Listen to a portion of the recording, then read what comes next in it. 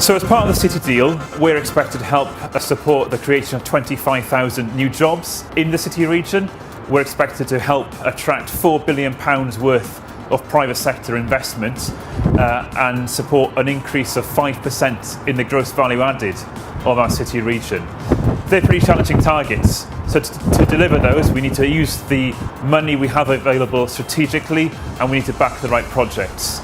Of the £1.2 billion we have to spend, just over £700 million of that will be spent on the South Wales Metro, which provides increased and improved transport networks between our cities and our towns. And the remaining £500 million is then directly controlled by the 10 local authorities that make up the City deal, City region.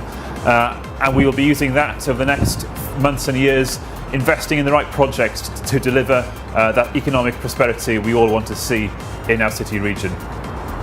So to support us in our decision making about which projects to back, we've established a regional economic growth partnership that's made up of representatives from industry, from education and other sectors to advise on each project that comes forward.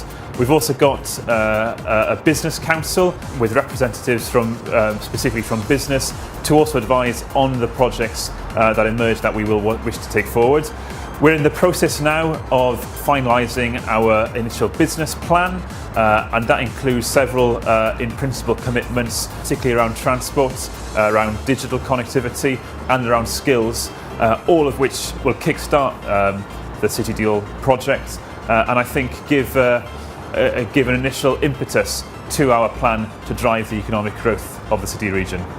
The City deal will only work if it benefits not only Cardiff but also the wider region. The City's only succeeded when the surrounding area succeeds, and that goes all the way back to the coal industry and beyond. So very clear, we need to leverage the money that we now have available to deliver growth in Cardiff, but also to deliver substantial growth in the valleys, in Newport, in the Vale of Glamorgan and Bridgend also, making sure that the whole City region benefits from the City deal.